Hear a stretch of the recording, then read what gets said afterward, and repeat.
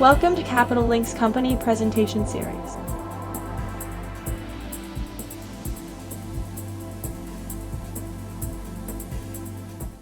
Good day to everybody. I'm Nicholas Bornozis of Capital Link, and I'd like to welcome you to Capital Link's company presentation series. We have with us today the management of MPC Containers, Constantin Baack, CEO, and Moritz Fuhrmann, the CFO. And they will be presenting us MPC Containers and the container sector. In terms of disclaimer, just to remind everybody, this presentation is for information purposes only. It's not meant to be investment advice. It's not meant to be solicitation for transacting in any securities in any way. In terms of logistics, we start with the presentation, and after the slide presentation, there will be a live Q&A session.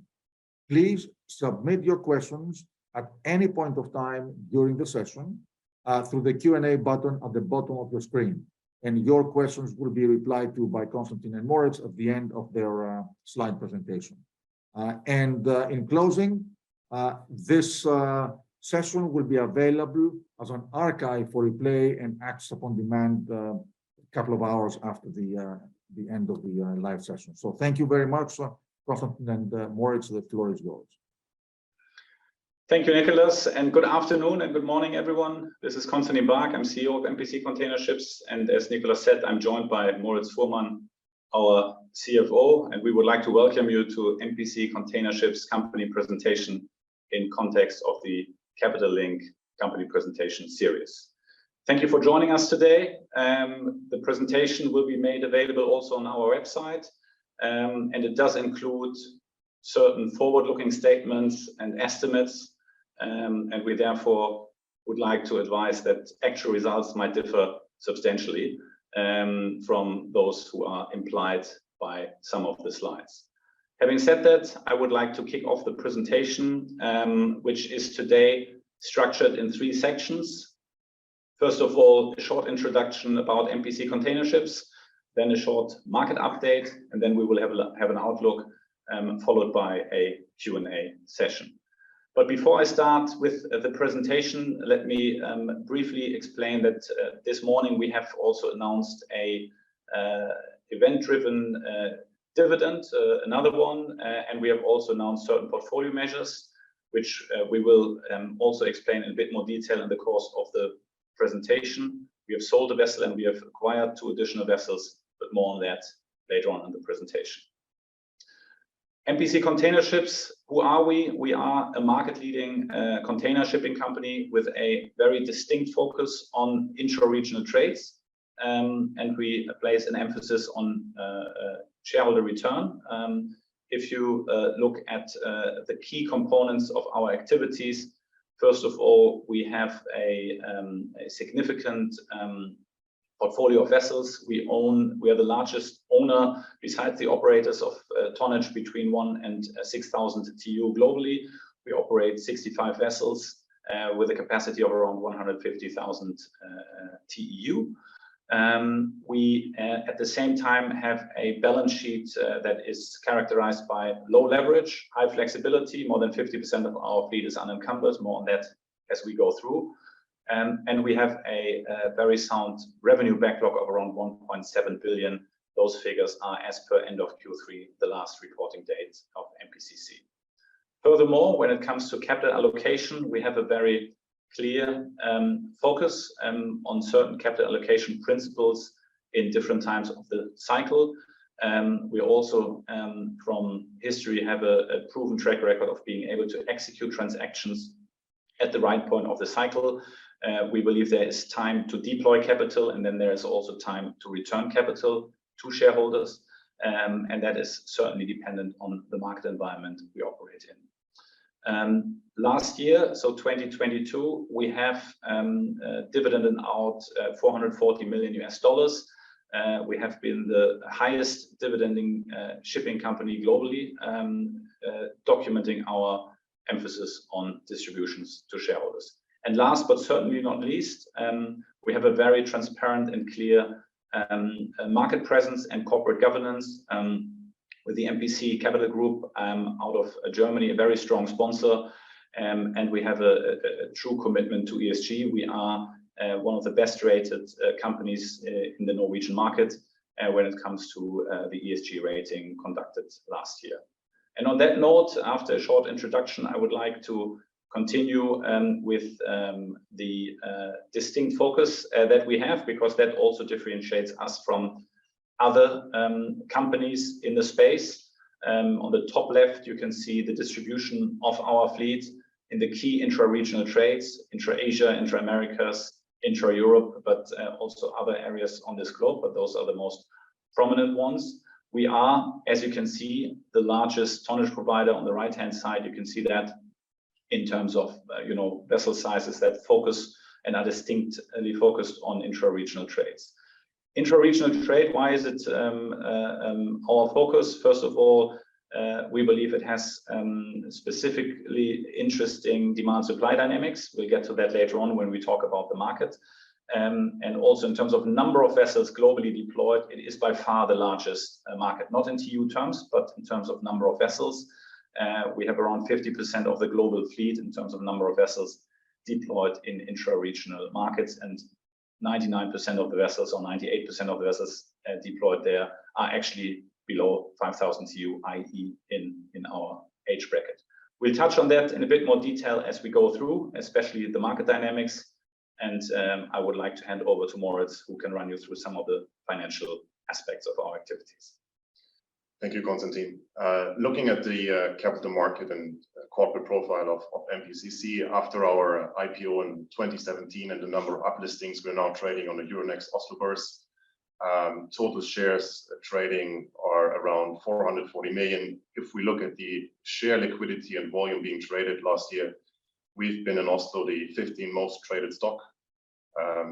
Our market cap currently is around 700 million, while at the same time we have around 50 million of net debt outstanding. Probably fair to say that this is industry-wide the lowest amongst our peers.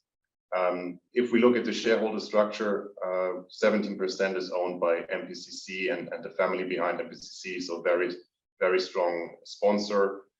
This year we had 2 private placements where Star Capital sold out of MPCC, reducing the private equity overhang in the stock. Second largest shareholder is Songer, the Bluestead family, through the merger that we did in 2021. And most recently, we could add the domestic arm of the Norwegian state fund owning 3.4%. And we also increased quite significantly the US shareholding through the most recent private placements.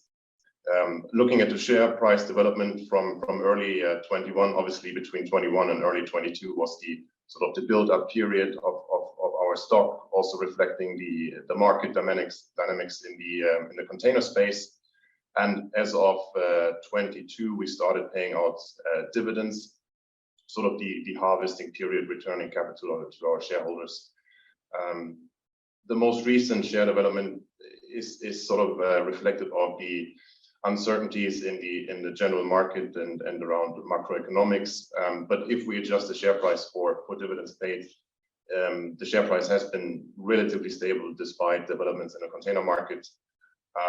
And we will probably talk about it later, but looking at the evaluation of our company, we believe that we're sort of not entirely correctly valued by the stock market, not really being reflective of the intrinsic value of the company's its assets and the cash flow. If we look now a bit more into detail on the dividends paid in last year, 22. So as Constantin said, we distributed 440 million to investors, around 40% dividend yield in 22, and we could, or we were able to continuously improve the quarterly dividend that is being distributed to investors. Everything has to be seen in connection with the very low leverage ratio that we have on a balance sheet. So for us, it's very important or for us, it's a fine balance between returning capital to shareholders and retain balance sheet flexibility when it comes to leverage on the fleet, while we retain roughly half of the fleet as unencumbered assets on the balance sheet, having flexibility going forward. Looking at the guidance, for 22, we will probably come in as guided and significantly outperform 21 performance. Going to the next slide. This slide obviously speaks for itself. It's a testament for what we have built with this company, starting in 2017 when we went public. Really good market timing, acquiring around 70 vessels in a market which has been historically low. In 21, we could add another 12 ships through the merger with Songa Container Ships, which was perfectly timed if we look at the second-hand price index right before the market took off. And in terms of monetizing the early or the well-timed entry into the container market, we were able to sell a few ships at the peak of the market. So on average, entry price on our fleet is around 10 million. Average exit price on the vessels that have sold is 20 million. You could see that we also invested into new buildings, probably a bit closer to peak market. Which is very important to mention in connection with the new builds is that the construction capex is fully covered by charters that we have put in place, both on the 5,500 TEUs, but also the 1,300 TEUs supported in Korea and China. And at the same time, while we distribute capital to investors through event-driven dividends by asset sales, but also recurrent dividends, we still have a EBITDA backlog as per end of Q3 22 of around 1.3 billion, which we are going to monetize for investors also going forward. All right, that brings us to the market update, and I'm happy to take over that section. If we look at the global economic environment, obviously we have seen quite a challenging market over the last 6 months, if not a bit longer, which of course has been affecting the freight market to start with, and you can see that from the top left here on this chart. There has been a significant increase in freight rates in connection with the developments in 2021 and certainly first half of 2022, and then we have seen quite a deterioration of freight rates. Volumes have first of all increased significantly in the connection of kind of post-COVID initial phase with lockdowns. Overall, we're still seeing solid freight rates. If you look at it historically, and that you can see, whilst the red line has dropped by around 60 to 70%, overall we're still up compared to historical averages. Does that mean we're at a turning point here? That is probably premature to argue. Yet, of course, for us, the health of our customers, our liners, is very important. The financial health. In any event, and we are actually seeing still record earnings of liners. The top liners have a net cash position. So overall, the industry is in a completely different shape than it has been over the last 15 years. So I think that is important. Whilst this chart looks like a pretty steep fall in freight rates, we still have solid volumes. We still have very profitable liner companies, and we have obviously the most healthy balance sheets when it comes to our customers.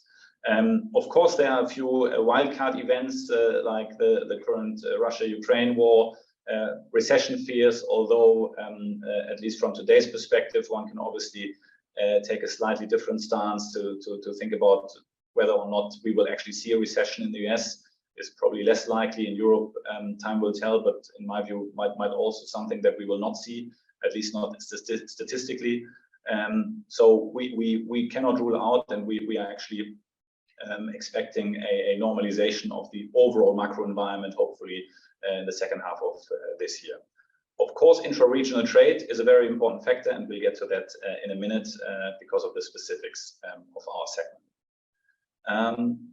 Now, what does the freight market, how does that correlate or affect the charter market?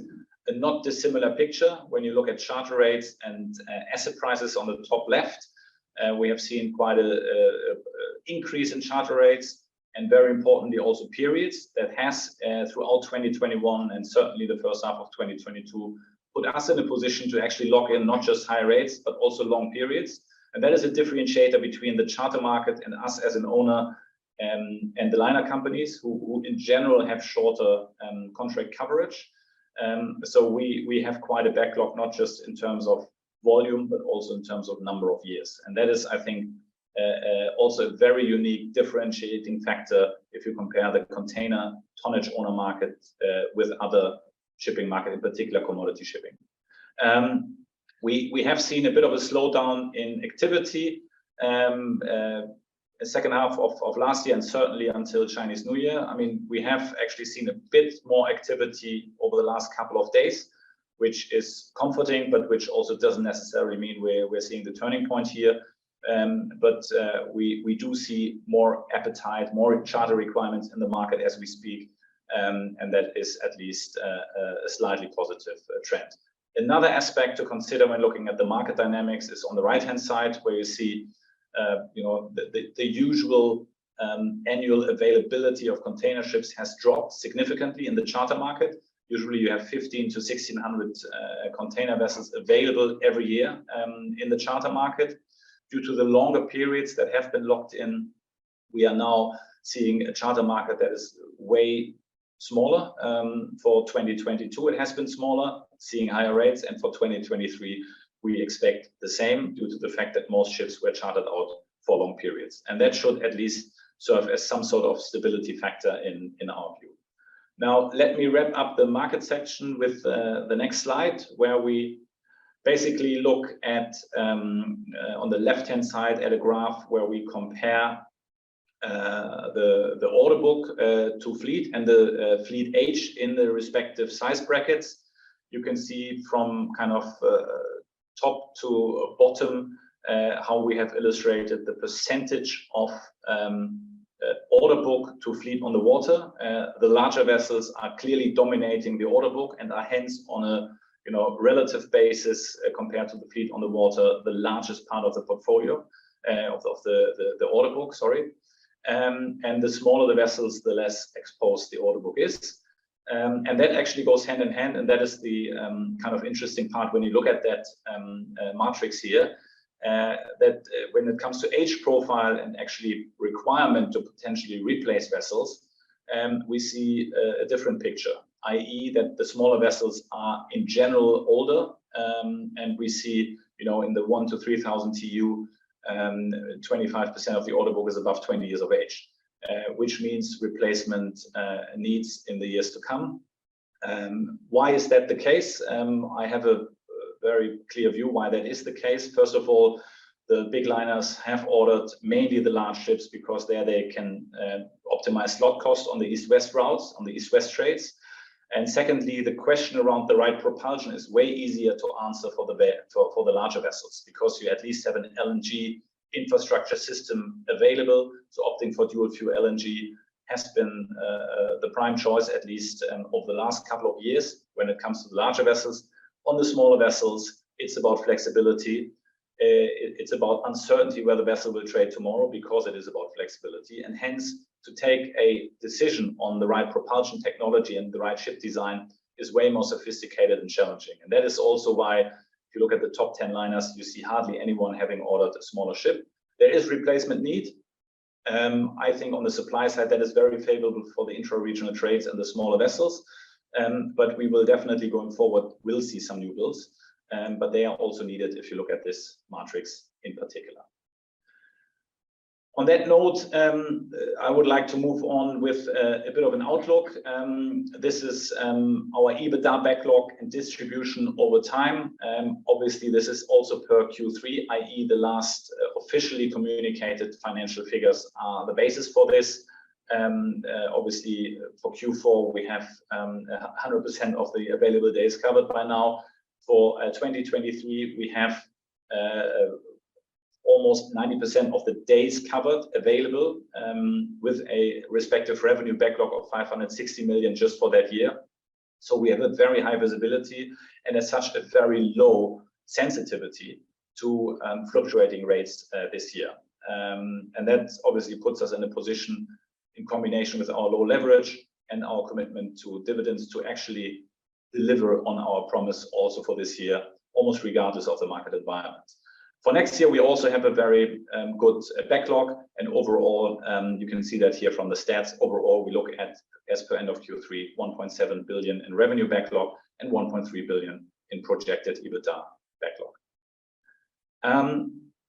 Let me look at kind of some valuation aspects. Of course, you know, and Moritz alluded to that earlier, we are in the container market somewhat fighting against sentiment in this very moment.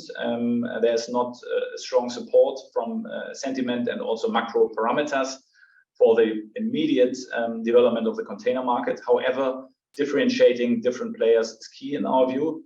And if you look at kind of the protection element that is embedded in our charter constellation and our backlog, you can see that from this bridge where we have looked at our net debt as per end of Q3, market cap of the company, i.e. deriving an enterprise value, and then have just looked at, you know, how our EBITDA, projected EBITDA covers that value. We have an excess value above current EV, which is significant, i.e. even if you would discount any of the EBITDA, which we would argue is not the right way to think about it, actually to the contrary. And that brings me to the next part of the bridge here, the red arrow.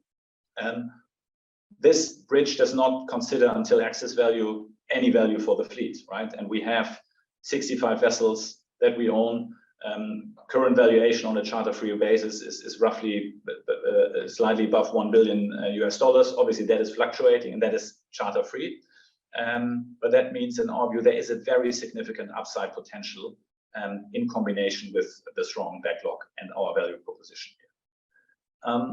Let me then have a look at counterparties, because, of course, when looking at backlog and arguing the backlog is a stronghold here, it is important to also understand the risk profile attached to that. We have shown here our composition of the backlog, the revenue backlog, and you see that roughly 75% of the backlog is actually with the top 20 liner companies. To make that point again, most of them have net cash positions these days and are in a very, very solid, actually historically good financial and balance sheet position. And the remaining charter duration is roughly 2.4 years, which also compared to others in the industry means we are actually de-risking that cash flow over very short, those contracts over a fairly short period of time, which in my view is another positive aspect when looking at our backlog. Now let me wrap up with a short summary before we head into hopefully a vivid Q&A. We are pretty focused on a very clear segment, which is the intra-regional trade routes, for all the reasons that we have explained in terms of demand and supply dynamics. We have been historically, and Moritz has shown that chart, pretty rational on how we allocate capital at what point in the cycle, and we will continue to do so. We have a high flexibility in the balance sheet with more than 50% of the fleet being unencumbered, and we are in a position to act when market opportunities arise, as we have announced today. We believe that will add value to our fleet, and at the same time, we have a very high earnings visibility combined with a clear dividend policy and a commitment to returning capital to investors. The next update will come end of February with the Q4 figures, and we will at the same day also pay out the event-driven distribution that we have communicated today. And on that note, I would like to open the floor for questions. Thanks everyone for your interest so far.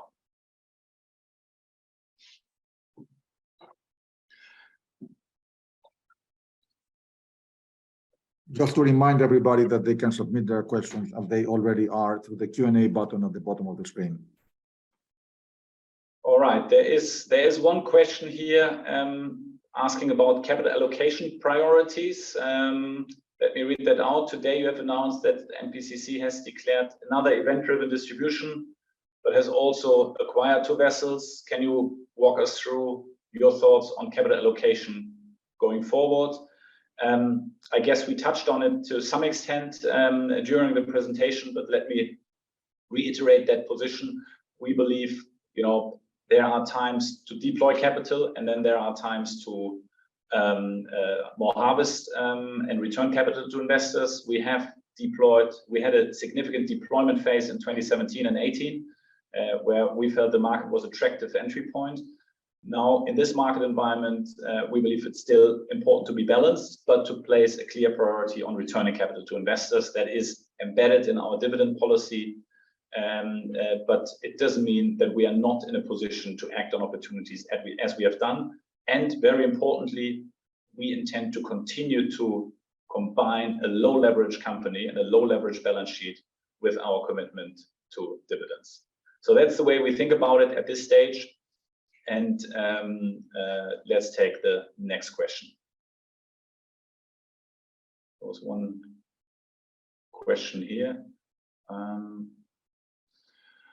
That is about cascading. There's a question, do you foresee any significant cascading effects entering the feeder segment going forward?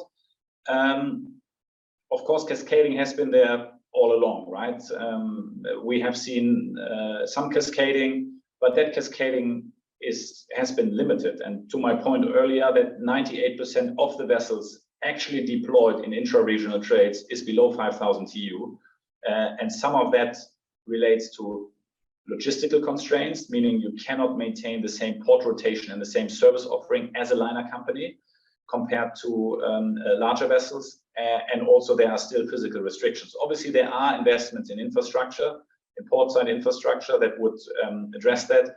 But there are regions on this planet, like in particular intra-Americas, for example, where it will not be that easily possible. And also in intra-Asian trades, we have seen cascading by some baby Panamaxes into certain feeder trades, yet feeder trades in total have grown. So we have not seen that they have actually pushed out smaller vessels.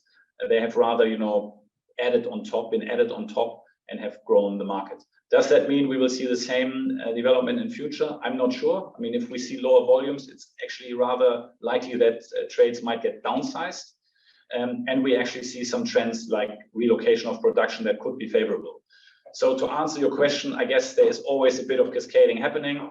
I don't see that as being, a very significant effect in the next quarters, but we will certainly see a bit of cascading.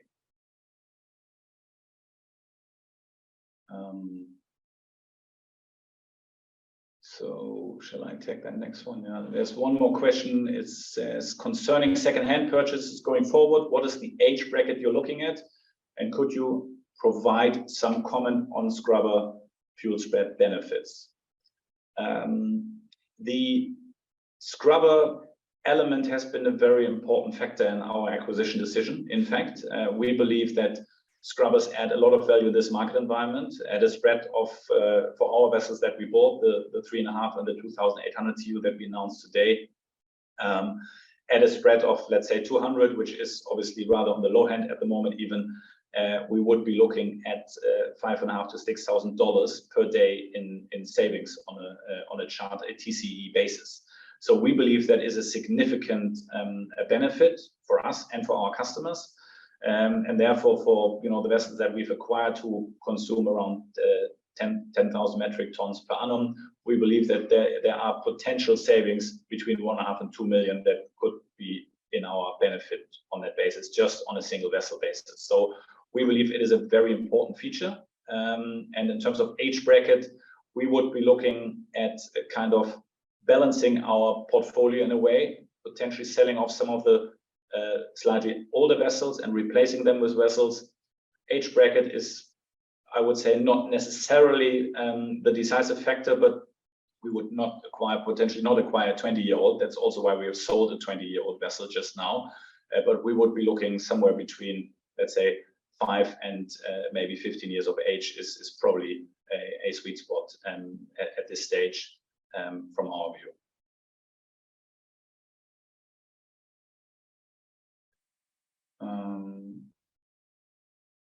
There is another question. Should I just continue, or should we? If the market is mispricing the company, why isn't MPCC buying back shares? What are your thoughts on buyback versus dividends? I would almost say an evergreen question, and of course a valid question.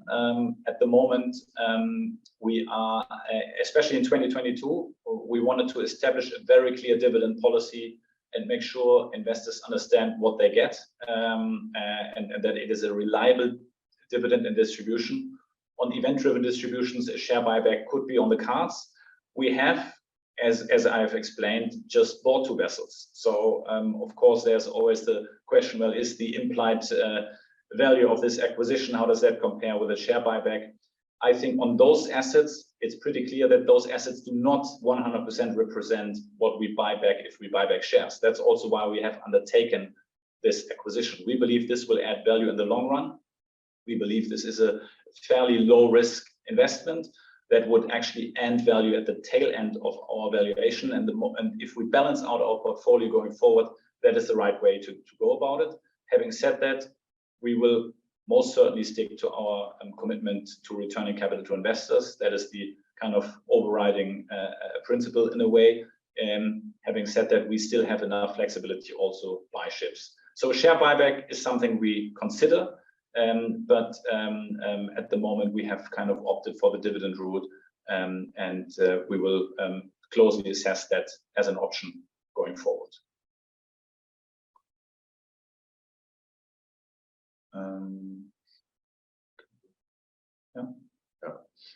Next question is your event-driven distribution the same in name as your regular dividend, or is it in addition to the regular dividend? So simple answer, it is in addition to the recurring dividend. So the recurring dividend is basically, we have committed to distribute up to 75% of our adjusted net earnings, so from our operations, whereas the event-driven dividend is linked to vessel sales, where we have historically distributed between 50 and 75% of capital back to shareholders.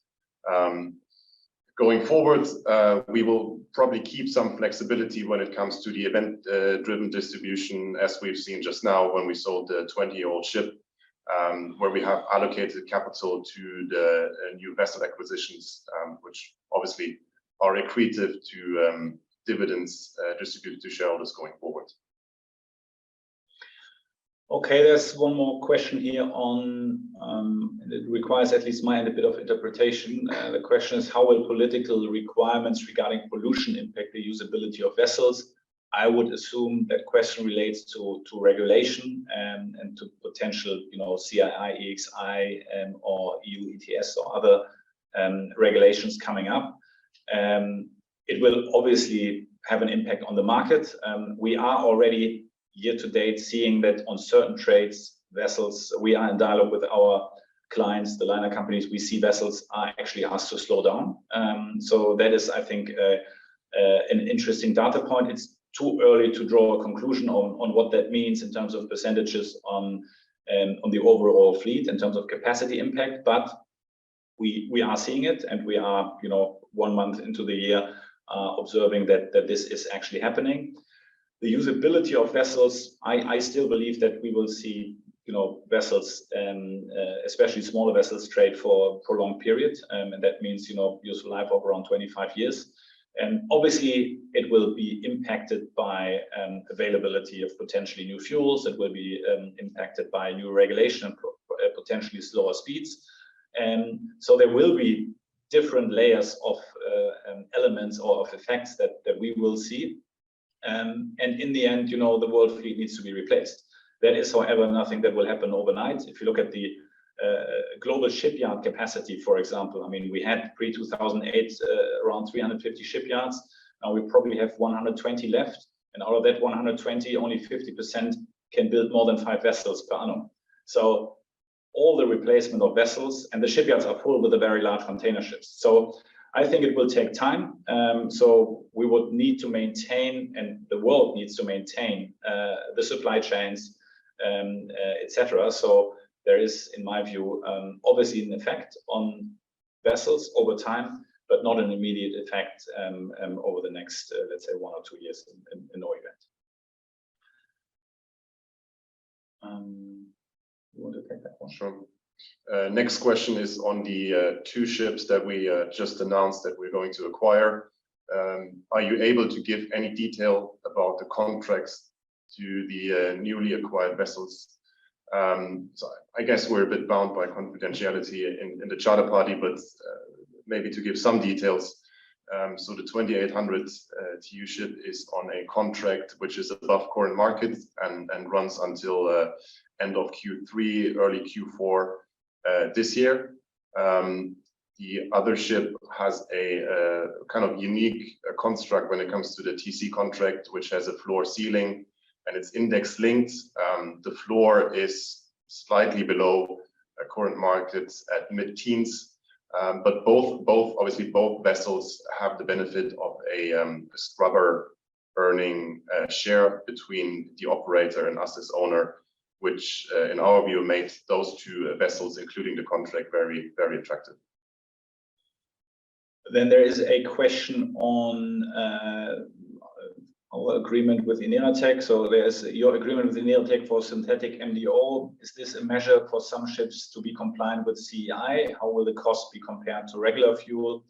That is related to an announcement by Ineratec that we have signed an offtake agreement for certain quantities. We are in discussions with some of our liner partners because, of course, our vessels are on time charter and the fuels or the bunker is being paid by the liner companies. I think it is more to be seen as an addition. It will, of course, mean if one could run ships immediately on synthetic MDO, that the vessels will be green, and that would not just be compliant with CII. That means the vessels will be running on green fuels, basically.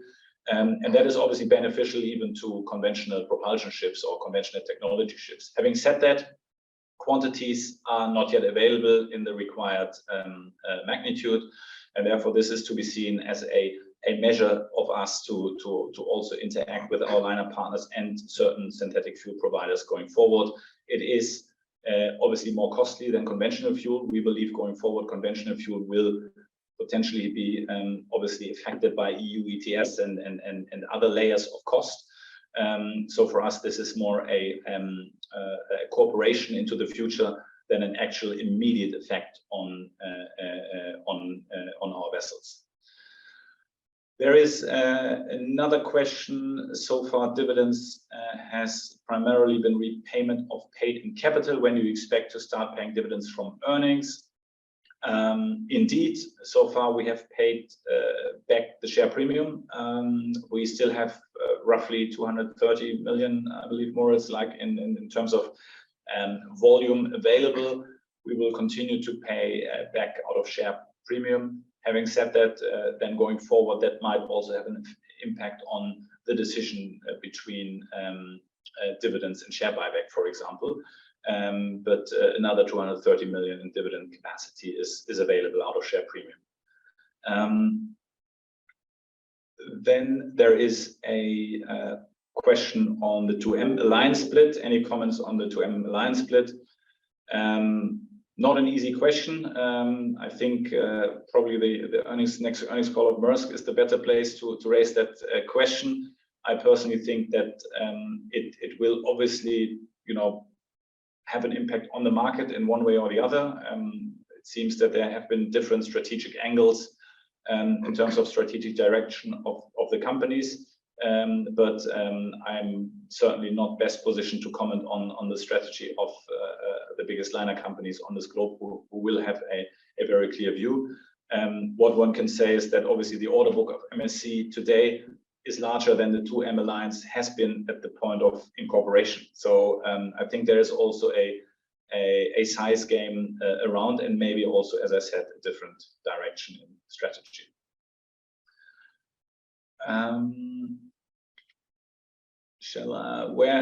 There's a question, where do you see the company in 5 years? Well, where we see the company in 5 years, we see us as still being very rational about what we do, when we do it with our capital. I believe that the container market will be a very and highly relevant part of the global economy and supply chains. We will probably have also adjusted our fleet profile to some extent. Our announcement today was one step. Our new builds last year were others. Both transactions have no negative impact on dividend capacity given our backlog. So we will over time certainly balance out the fleet. But we will definitely still be around. We will definitely be still focused on a specific trade, and we will act rationally with our balance sheet and capital. And I'm sure we will be continue to be an interesting investment to the market. What else? Yeah. Next question again on the just announced vessel acquisition. Can you comment on the residual value risk for the newly acquired second-hand vessels? Yes, so obviously we're quite focused on managing residual risk when it comes to our existing fleet, but also looking at new opportunities. And broad strokes across the two ships, the residual risk after the contracted EBITDA and the conservative scrap values around 7 to 8 million per ship. To put it in per day terms, this is around $2,000 to $2,500 per day that you need to earn above the cash break even to de-risk down to zero, which is a very comfortable level, we feel. And this calculation is excluding the scrubber premium that is achievable on those two ships. So again, we feel quite comfortable to de-risk the ships beyond the contracted charter backlog in a relatively short time frame. There's one more, it seems slightly follow-up question on the 2M lines, and that is in terms of market demographics. How is MPCC impacted by events such as the fragmentation of liner alliances and Maersk MSC as an example? Again, I think it boils down to also strategic considerations of the liner companies. When you look at their capital allocation focus, MSC has bought a lot of ships. Maersk has, tried to be a bit more integrated in terms of door-to-door logistics provider. A disruption of the alliances, which I'm not sure is going to happen on a global scale, but if that was the question, then that will certainly lead to slightly more inefficiencies, and it might actually mean more need for tonnage.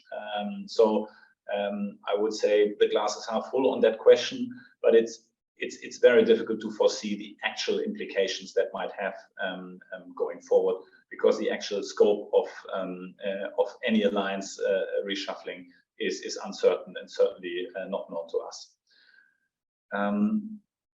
Then there is a question of another question on dividend yield in 2024. What is the estimated dividend yield for 2024? I would refer to the analysts putting out their reports.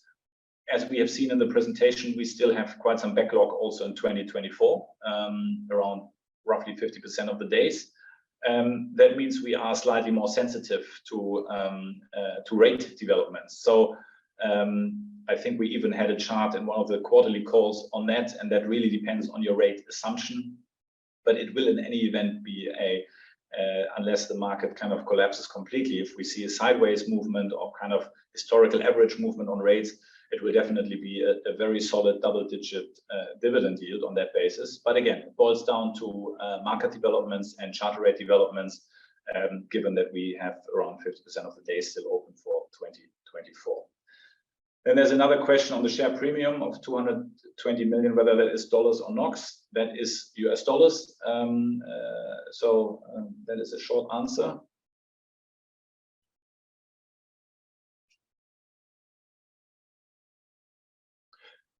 Then there is a question on the two newly acquired vessels. What are your thoughts on the vessels being redelivered in the next 1 to 2 years, when a significant portion of the new build order book will be delivered? Well, first of all, we look at it also in terms of the overall portfolio. We believe these vessels are very good, especially also compared to peer vessels. As we've said, the scrubber element is a very decisive benefit and advantage vis-a-vis other vessels, we believe. And therefore, from a pure de-risking standpoint, as Moritz ran you through the math, I mean, we need way lower charter rates than historical averages to get a good yield out of this investment, and certainly de-risk that investment. And on top of that, we have the scrubber savings. So I'm not overly concerned about that very fact. I'm actually very positive, and that's why we have acquired those vessels, that we will actually see a good upside from that. The order book, of course, is not insignificant. If you look at the order book and who has ordered, the vast majority of the orders in our segment, in the smaller sizes, is from Asian operators. So the big liner companies haven't ordered. They will still need to charter in vessels of that size over the next 1, 2, 3 years in any event. So I'm not concerned about charter requirements, given that the large liner companies have not ordered a lot. So the order book is firstly geared towards the very large ships, and secondly, in the smaller sizes are mainly smaller to mid-sized Asian operators. All right. There's no further question. Happy to wait another minute to see whether anything comes in.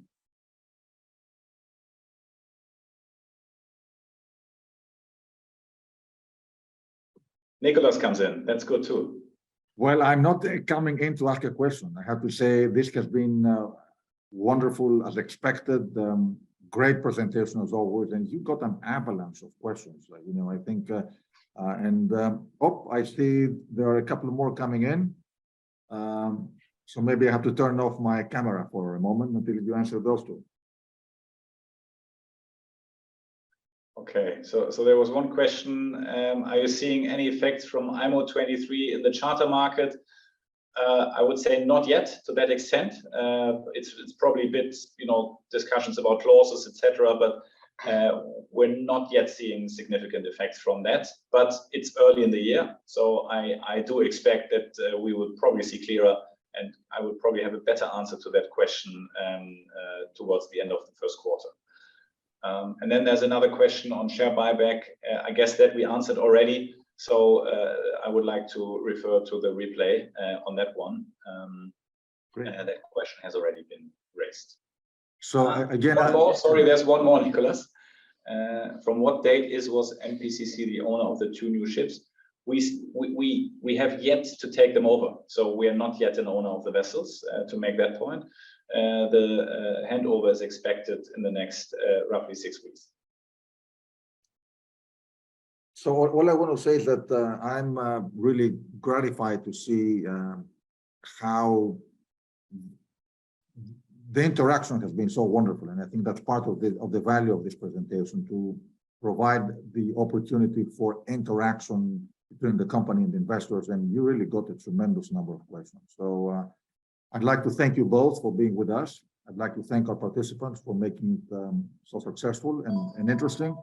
And I will remind everybody that this session will be available for replay upon demand later on. And again, thank you everybody for being with us.